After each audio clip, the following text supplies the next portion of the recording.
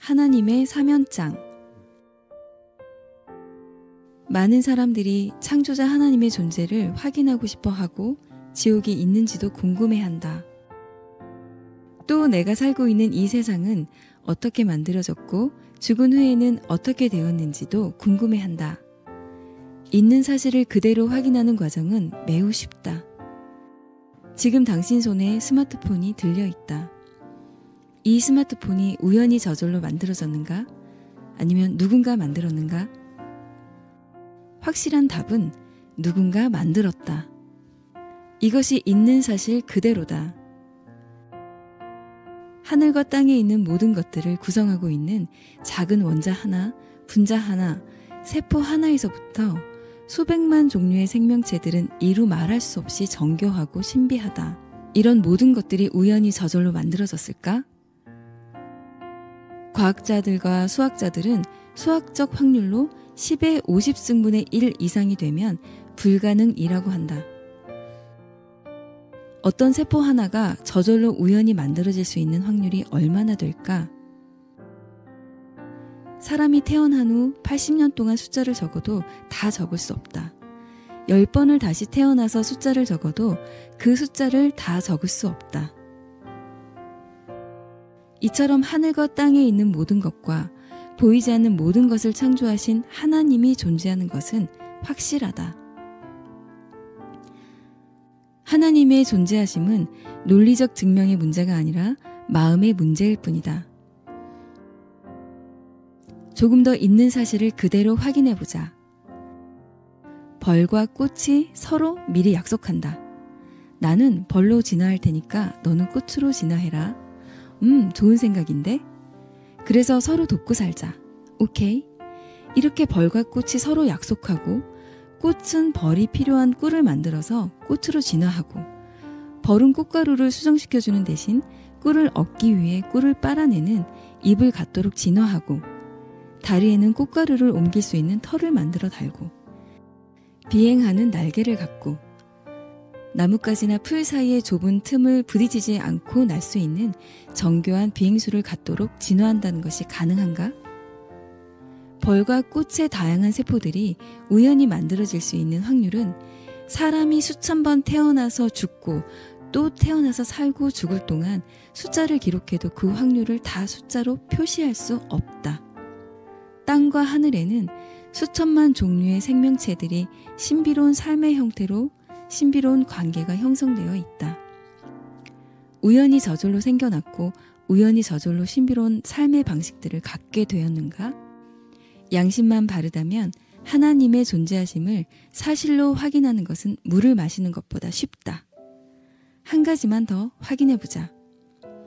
모든 살아있는 생명체들은 세포라는 기본 조직을 갖고 있다. 생명이 무생명으로부터 나올 수 있는가? 확실한 답은 생명은 오직 생명으로부터만 나온다. 또 모든 살아있는 생명체들은 다양한 세포를 갖고 있다. 다양한 세포 중에 어떤 세포 하나가 우연히 저절로 만들어질 수 있는가? 확실한 답은 불가능하다가 있는 사실 그대로다. 여기 내가 있다. 그렇다면 여기 존재하는 나는 어디서 왔는가? 내가 저절로 우연히 만들어졌나? 누군가 처음부터 완벽하게 만들었나? 나는 약 100조 개의 세포들로 구성되어 있다. 나를 이루고 있는 세포들은 또 서로 다른 여러 가지 세포들로 나누어진다. 피부세포, 근육세포, 뼈세포, 뇌세포, 시각세포, 후각세포, 미각세포, 청각세포, 장세포들은 서로 다른 독특한 구조로 서로 다른 역할을 한다. 100조 개의 세포들이 우연히 저절로 생겨나고 만들어졌는가? 우연히 저절로. 이것이 과학이라는 탈을 쓴 진화론의 속임수다. 더 이상 속지 말라. 이 마지막 시대에 사람들이 밝힌 가장 큰 업적으로 유전자 정보의 해독을 꼽는다.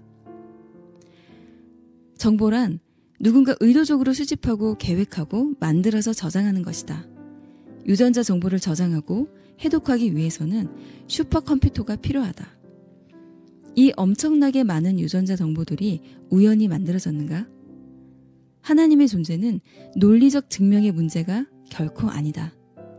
당신 양심은 어느 것이 있는 사실인지 이미 알고 있다.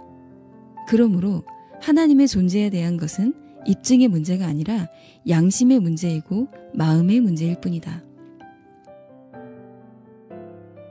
창조자 하나님의 존재를 부정하는 사람들은 있는 사실 그대로를 부정하는 양심이 마비된 사람들이다.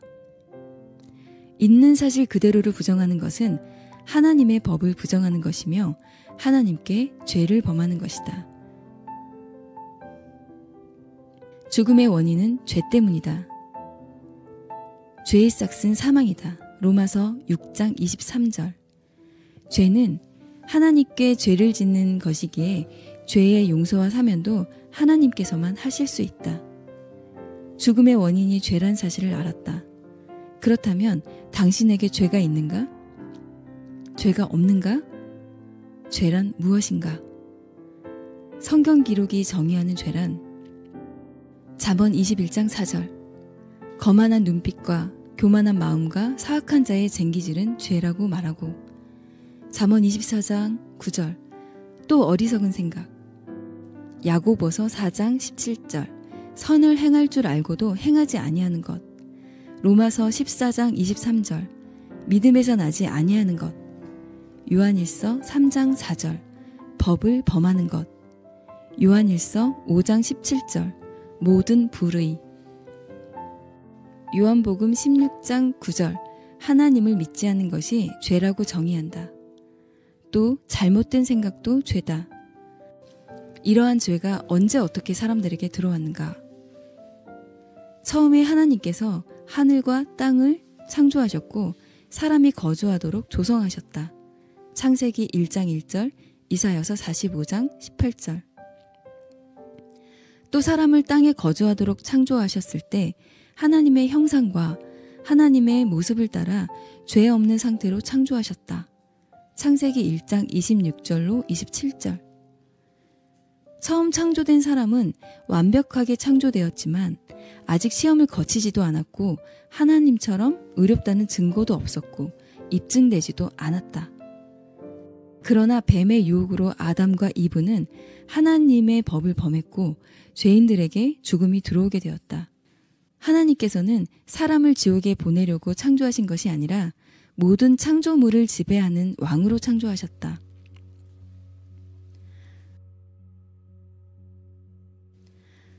그러나 사람이 죄를 범했고 반드시 죽어야만 하게 되었다. 히브리서 9장 27절.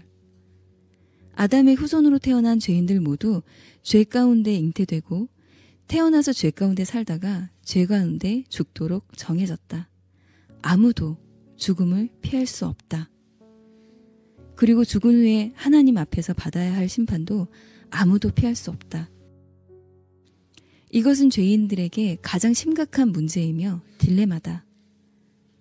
또 첫사람 아담의 범죄로 사람들에게 죽음이 들어오게 된 것은 하나님께도 큰 문제와 딜레마를 가져왔다. 하나님의 형상과 하나님의 모습으로 창조된 사람은 하나님의 사랑의 대상이었다.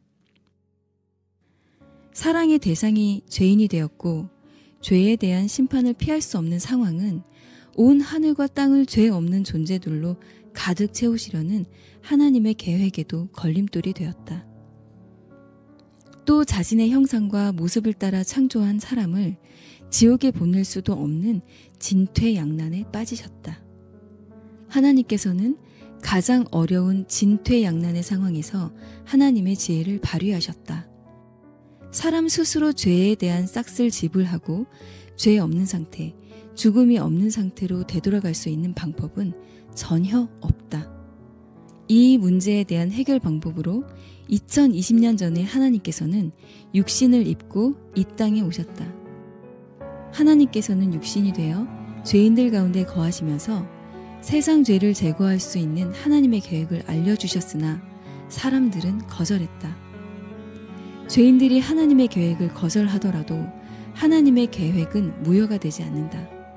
사람들은 육신으로 오신 하나님을 빌라도의 재판석에 세워 고소하고 조롱하고 침뱉고 거짓 증인을 세워 범죄자로 만들고 진짜 죽어야 할 살인자는 풀어주었고 죄 없으신 분은 십자가에 못 박아 죽게 했다.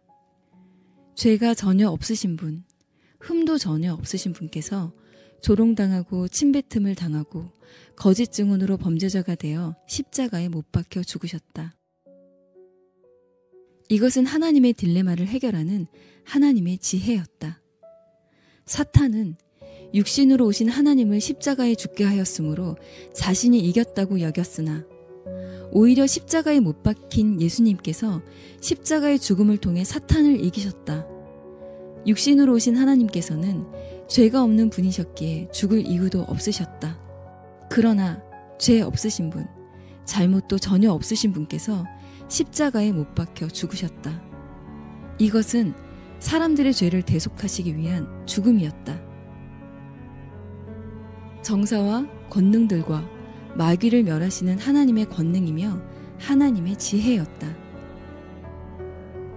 친히 나무에 달려 자신의 몸으로 우리의 죄들을 지셨으니 이것은 죄들에 대하여 죽은 우리가 살아서 의에 이르게 하려 하심이라. 동물의 피로는 사람들의 죄를 제거하는 것은 불가능하다. 사람의 죄에 대한 대속은 오직 죄 없는 사람의 피를 흘려야만 죄들의 제거가 가능하며 죄에 대한 사면이 가능하다. 황소와 염소의 피가 죄들을 제거하는 것은 불가능하니라. 염소와 송아지의 피가 아니라 자기 피를 힘입어 단 한 번 거룩한 곳에 들어가사 우리를 위하여 영원한 구속을 얻으셨느니라. 율법에 따라 거의 모든 것이 피로써 깨끗하게 되나니 피 흘림이 없은즉 사면이 없느니라. 세상 죄를 제거하려고 육신으로 오신 하나님께서 죄인들에게 배척당하고 죄 없으신 분께서 십자가에 못 박혀 죽으심으로 죽음의 권능을 가진 자, 곧 마귀를 멸하시고 또 죄의 싹슨 사망이라는 하나님의 공의를 충족시키셨다. 히브리서 2장 14절, 로마서 6장 23절. 또 죄인들을 향한 하나님의 사랑도 입증하셨다. 로마서 5장 8절. 이것이 하나님의 딜레마에 대한 놀라운 해결 방법이며 복음이며 하나님의 권능이며 하나님의 지혜로우신 하나님의 사면장이다. 내가 또한 받은 것을 무엇보다 먼저 너희에게 전하였노니 그것은 곧 성경 기록대로 그리스도께서 우리의 죄들로 인하여 죽으시고 묻히셨다가 성경 기록대로 셋째 날에 다시 살아나시고 게바에게 보이시고 다음에 12 제자에게 보이셨다는 것이라. 2020년 전에 하나님께서 육체로 나타나셨고 죄 없는 사람이며 하나님이신 분께서 십자가에 못 박혀 죽으셨다. 이것은 실제로 이 땅에서 일어난 역사적 사실이며 거짓말 하실 수 없는 하나님께서 하나님의 책인 성경에 기록해 두신 사실이다. 이 사실을 보고 듣고 참여한 사람들의 증언과 기록들은 성경 기록 외에도 많이 남아있다. 그 뒤에 그분께서 500여 형제에게 한 번에 보이셨는데 그 중에 대다수는 지금 이때까지 남아있고 어떤 사람들은 잠들었느니라. 모든 법정에서 두 사람의 증언이 일치하면 사실로 인정한다. 죄 없으신 예수님께서 십자가에 달려 죽으시고 무덤에 묻히셨다가 사흘 만에 다시 일어나신 것을 본 증인들은 500명이 넘는다. 고린도전서 15장 6절. 온 세상을 속이는 자인 마귀 사탄은 하나님 말씀대로 창조된 평평한 지구를 구체적으로 속였고 온 세상을 지배하려고 온 세상 정치 지도자들을 속이고 이용해서 온 세상 사람들도 속였다. 온 세상을 속이는 자인 마귀 사탄은 당신을 창조자 하나님을 거절하고 지옥으로 보내려고 지금도 교묘하게 속이고 있다. 하나님은 악한 폭군이 아니시다. 하나님은 가장 좋은 분이시고 죄인인 당신을 대신해서 죽을 정도로 당신을 사랑하셨다. 하나님의 사면장은 마음으로만 받을 수 있다. 하나님의 사면장은 성경 기록대로 그리스도께서 우리의 죄들로 인하여 죽으시고 묻히셨다가 성경 기록대로 셋째 날에 다시 살아나신 사실을 사실로 마음으로 받아들이는 것이다. 거듭나고 구원받는 것은 사실을 사실로 믿는 것이다. 하나님의 사면장을 마음으로 받기 원한다면 이렇게 하나님께 기도해보라. 사랑의 하나님, 나는 죄인입니다. 예수 그리스도께서 나의 죄를 위해 십자가를 지시고 죽으시고 부활하신 것을 믿습니다. 이제 내가 그리스도 예수를 마음으로 믿고 영접하였으니 성령님, 내 안에 거하여 주시기를 원합니다. 이제 나는 예수님의 십자가로 인해 하나님의 자녀가 되었으니 거룩한 삶으로 예수님의 진리의 길을 따라가는 주님의 자녀로 살아가겠습니다. 나를 구원해 주신 예수님의 이름으로 기도드렸습니다. 아멘.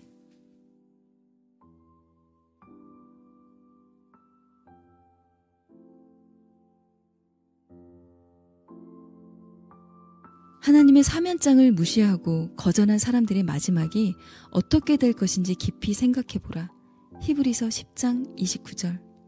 하물며 하나님의 아들을 발로 밟고 자기를 거룩히 구별한 언약의 피를 거룩하지 아니한 것으로 여기며 은혜의 영께 무례히 행한 자가 당연히 받을 것으로 생각되는 형벌은 얼마나 더 극심하겠느냐. 너희는 생각해보라.